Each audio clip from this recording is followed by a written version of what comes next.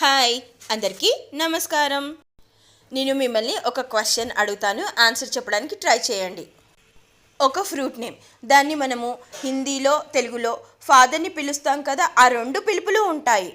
ఆ పండు పేరేంటి? అబ్బబ్బా, ఏం ప్రశ్న వేసినా కదా, ఎంత కష్టమో.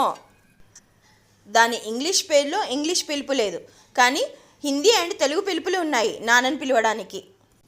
సూటిగా నేను ఈ పండు తిన్నాను అని చెప్పొచ్చు కదా, ఇన్ని వంకలు ఎందుకు?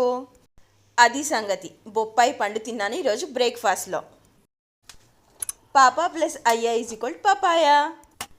మళ్ళీ నాకేదో సందులు సమాసాలు రావా అనకండి, ఏదో సరదాకి అలా. ఇదే ప్రశ్నని మరోలాగా కూడా అడగవచ్చు. హిందీలో నాన్నగారు వచ్చారు, పాపా ఆయా పపాయా. ఈ టబ్లో ఉన్న కంకి పొట్టు మొన్న ఈ సీజన్లో మొదటిసారి అని చెప్పాను కదా, అదే ఊరికే పడేయడం ఇష్టం లేక ఎప్పుడు నేను బాల్కనీలోంచి బర్రెలు చూస్తాను అని చెప్పాను కదా, అక్కడ ఇచ్చొద్దామని వెళ్ళాను. అలాగే పాల బాటిల్ అప్పచెప్పి వచ్చాను.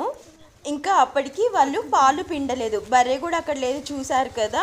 దాన్ని ఎక్కడో మేపడానికి తీసుకువెళ్ళారు. తీసుకొచ్చాక తనే ఇంటికి డెలివరీ చేస్తా అన్నారు పాలు. అలా లీజర్గా వెళ్ళి వస్తూ వస్తూ దారిలో ఈ పక్షులు ఒకటి ఉన్న చోట మరొకటి ఉండట్లేదు, అవేవో ఫైట్ చేసుకుంటున్నట్టున్నాయి. ఒకటి ఒక దగ్గర ఉంటే మరొకటి ఇంకో చోటికి ఉరుకుతుంది.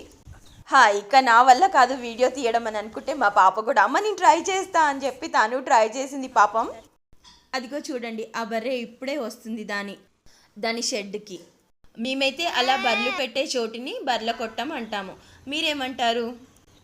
ఆ ఎక్స్ప్రెషన్ మా అమ్మాయిది. తనేదో నాకంటే బెటర్గా వీడియో తీయగలను అని అనుకుంది, కానీ తన వల్ల అవక అలాంటి ఎక్స్ప్రెషన్ పరిగెత్తుతూ ఉన్నాయి కదా. నో రాంగ్ ఎక్స్ప్రెషన్, అవి ఎగిరిపోతున్నాయి. అలా వస్తూ వస్తూ దారిలో మొక్కలని పలకరిస్తూ ఇది మా అమ్మాయికి చూపించాను, దాని పాలను ముట్టుకోకు పాయిజన్ అని. సూప్ తాగుతారా వేడివేడిగా? ఆగండి, కొంచెం సాల్ట్ పేపర్ తక్కువైంది, అవి కూడా వేసిస్తాను. ఈ సూప్ 2 ప్యాకెట్స్ల మిశ్రమం. మష్రూమ్ సూప్ది కొంచెం ప్యాకెట్ ఉంటే అది కాస్త, అలాగే బ్రోకలీ కూడా కాస్త. ఇదిగోండి డన్. ఇన్స్టంట్ పౌడర్ ప్యాకెట్ ఇది కూడా. ఇప్పుడు పర్ఫెక్ట్గా ఉంది, తీసుకోండి. Thank you for watching. Okay, tata, bye bye.